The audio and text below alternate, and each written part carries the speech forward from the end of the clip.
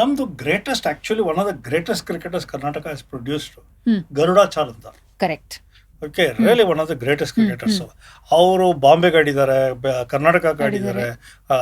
ದೋಸ್ days ಅದು united provinces ಹೌದು, UP, correct, united province, ಅದಕ್ಕೆ ಆಡಿದ್ದಾರೆ, ಎಲ್ಲ ಆಡಿದ್ದಾರೆ. ಒಂದ್ಸಲ ಏನಾಯ್ತು, ಈ Garudachar final ಬಂದ್ಬಿಟ್ಟಿದ್ದಾರೆ.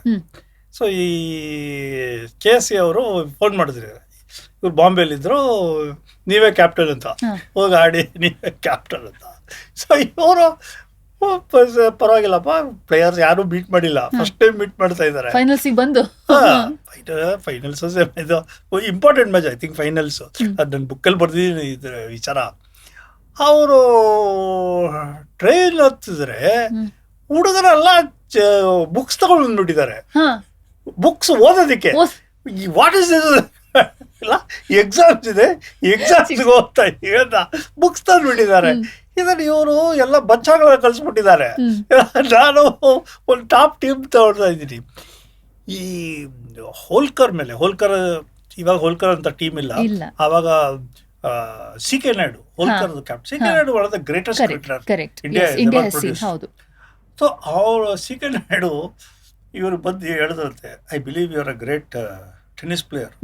Okay, some 2 fellows here, ಅವ್ರು national champions, 2 fellows here are thinking no end of themselves. ಅವ್ರಿಗೊಂದು ಪಾಠ ಕಲ್ಸೋಣ ಅಂತ ಈ ಮ್ಯಾಚ್ ಬೇಗ ಮುಗಿಸ್ಬಿಡೋಣ.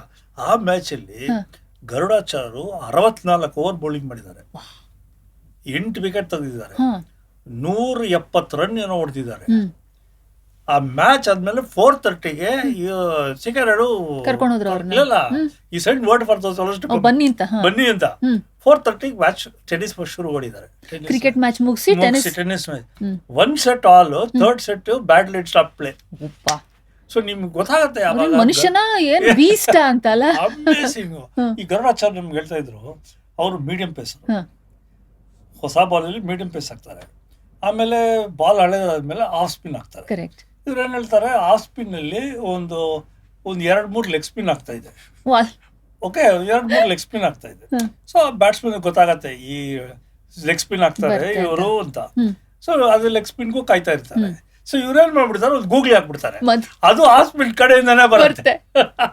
ಅವ್ರು ಲೆಗ್ ಸ್ಪಿನ್ ಬಿಡಕ್ ಹೋಗ್ತಾರೆ, ಬೋಲ್ಡ್ ಆಗ್ತಾರೆ. ಸೊ ಅವರು ವೆರಿ ಕ್ಲೆವರ್ ಕ್ರಿಕೆಟರ್. ಸೊ ಅವರು ಬಾಂಬೆ ಡಾಕ್ಸ್ ಅಲ್ಲಿ ಕೆಲಸ ಮಾಡ್ತಾ ಇದ್ದಾರೆ, ವೆರಿ ಸೀನಿಯರ್ ಪೊಸಿಷನ್. ನಿಮ್ಗೆ ಜ್ಞಾಪಕ ಅಲ್ಲ, ನೀವು ಕೇಳಿದಿರೋ ಇಲ್ವೋ ಗೊತ್ತಿಲ್ಲ. ಆವಾಗ ಬಾಂಬೆ ಡಾಕ್ಸ್ ಅಲ್ಲಿ ಬಾಂಬ್ ಬ್ಲಾಸ್ಟ್ ಇತ್ತು. ಒಂದು 7-8 ಬ್ರಿಟಿಷ್ ಶಿಪ್ಸ್ ಡಿಸ್ಟ್ರಾಯ್ ಆಯ್ತು.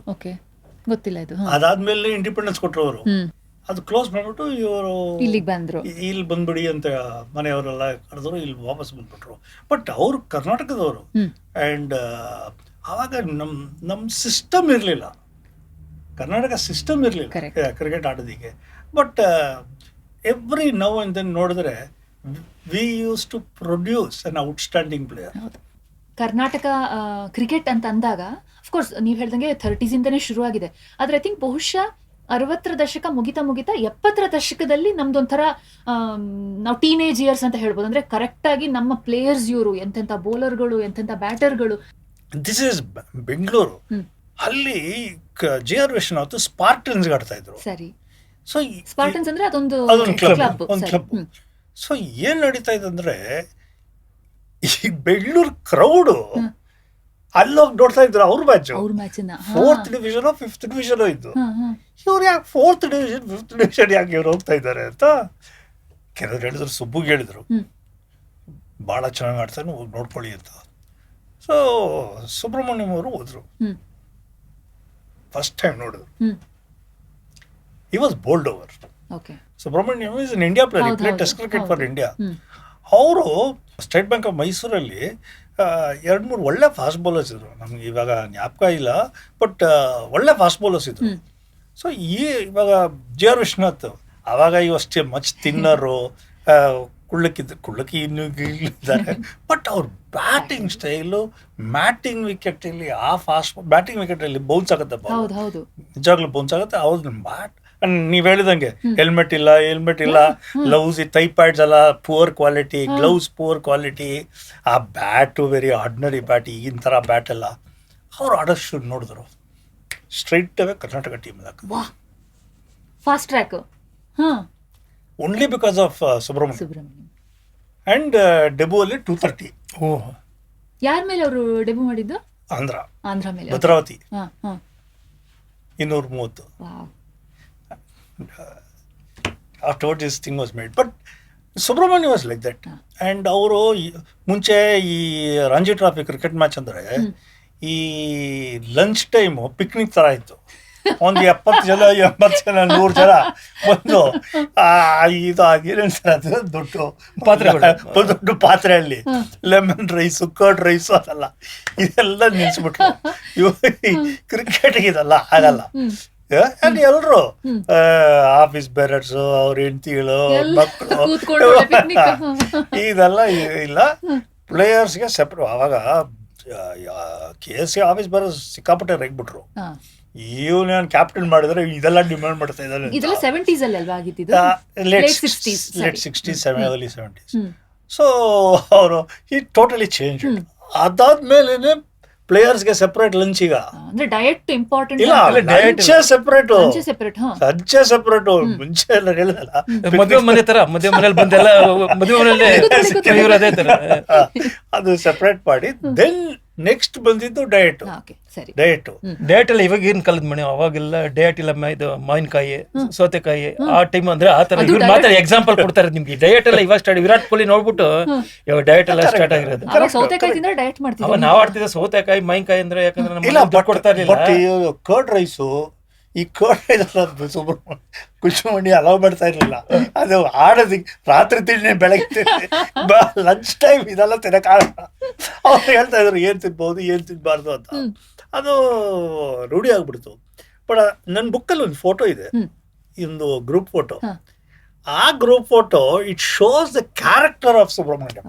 ಅವ್ರು ಏನ್ ಮಾಡಿದ್ರು, ಈ ಕರ್ನಾಟಕ ಟೀಮ್ ಗ್ರೂಪ್ ಫೋಟೋ ತಗೊಳ್ಳುವಾಗ he made all the juniors sit ಮುಂದೆ kneel down. ಇಲ್ಲ, ಚೇರ್ಸ್ ಅಲ್ಲಿ all the juniors, senior stand. ಇವಾಗ ಅಲ್ಲಿ ಏನ್ ಕಲ್ಚರ್ ಅಂದ್ರೆ, ಈ ಸೀನಿಯರ್ಸ್ ಹಿಂಗ್ ಕೂತ್ಕೊಂಡ್ಬಿಟ್ರೆ ಆ ಜೂನಿಯರ್ ಬಂದು ಶೂ ಬಿಚ್ಚಬೇಕು, ಪ್ಯಾಡ್ ಬಿಚ್ಚಬೇಕು. ಇವ್ರು ಕಾರ್ಡ್ ಹಾಕೊಂಡು ಬಂದು ಕೂತಿರ್ತಾರೆ, ಆ ಜೂನಿಯರ್ ಬಂದು ಪ್ಯಾಡ್ ಬಿಚ್ತಾರೆ, ಶೂ ಬಿಚ್ತಾರೆ. ಕಲ್ಚರೇ ಡಿಫ್ರೆಂಟ್ ಆಗಿತ್ತು, ಕಂಪ್ಲೀಟ್ಲಿ ಡಿಫ್ರೆಂಟ್. ಸೊ ಇವ್ರು ಅದೆಲ್ಲ ಚೇಂಜ್ ಮಾಡ್ಬಿಟ್ರು, ಟೋಟಲಿ ಚೇಂಜ್ ಮಾಡ್ಬಿಟ್ರು. ಶಿಸ್ತು. Pride of place is for the players, for the junior players.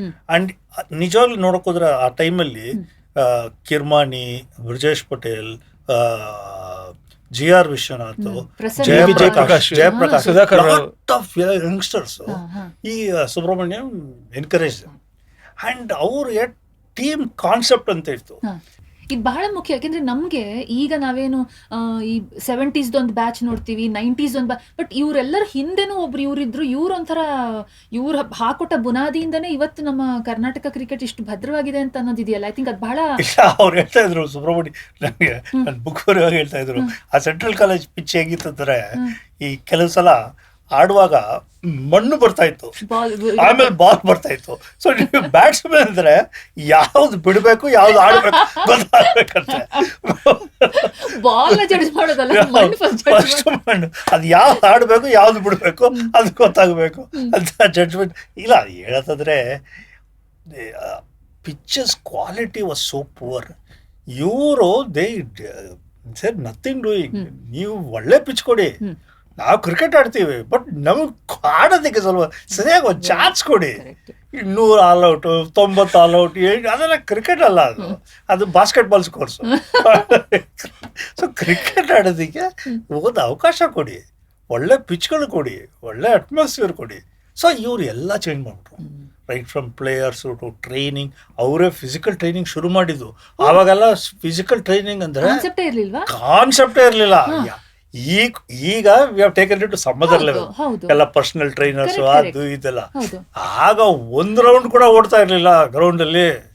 ಮತ್ತೆ ಇವ್ರದ್ದು ಫಿಟ್ನೆಸ್ ಎಲ್ಲ ಹೇಗೆ, ಬೌಲರ್ಸ್ ಆ ಫಿಟ್ನೆಸ್ ಬಗ್ಗೆ ನಾವ್ ಇಲ್ಲಿ ಮಾತಾಡಕ್ ಹೋದ್ರೆ ಅದು ಸರಿ ಕಾಣಿಸಲ್ಲ. ಇದು ಡಿಜಿಟಲ್ ಅಲ್ಲಿ ಇದೀವಿ. ಅವ್ರದ್ದು ಫಿಟ್ನೆಸ್ ಏನಂದ್ರೆ ಈ ನೇರವಾಗಿ ಮಾತಾಡೋಣ ನನಗೆ ಅದರಲ್ಲಿ ಮುಚ್ಚು ಬರೋಣ ಇಡೀ ವರ್ಲ್ಡ್ಗೆ ಗೊತ್ತಿರೋದು ಅವ್ರದ್ದು ವಾರ್ಮ್ ಅಪ್ ಎಲ್ಲ ಅಂದ್ರೆ ಅದು ಕಾರ್ಡ್ಸು ರಮ್ಮಿ ಅಂದ್ರೆ ಆಮೇಲೆ ಬಿಯರ್ ಅದೇ ಅವ್ರಿಗೆ ಬೈಸೆಪ್ ಟ್ರೈಸೆಪ್ಗೆ ರಿಸ್ಟ್ಗೆ ಏನು ಅದ್ರದ್ದು ಅವ್ರದೆಲ್ಲ ಸ್ಕಿಲ್ಸ್ ಅದೆಲ್ಲ ಬಟ್ ಅದೆಲ್ಲ ಅವರು ಮೆಂಟರ್ ಮಾಡ್ಬಿಟ್ಟಿದ್ರು ಅವ್ರು ಮೆಂಟರ್ ಮಾಡಿ ಆ ಕಲ್ಚರ್ ಹಂಗಿತ್ತು. ಪೂರ್ತಿ ಎಪಿಸೋಡ್ ನೋಡೋದಕ್ಕೆ 100ಕ್ಕೆ 100 ಕರ್ನಾಟಕದ ಯೂಟ್ಯೂಬ್ ಚಾನೆಲ್ಗೆ ಸಬ್ಸ್ಕ್ರೈಬ್ ಮಾಡಿ.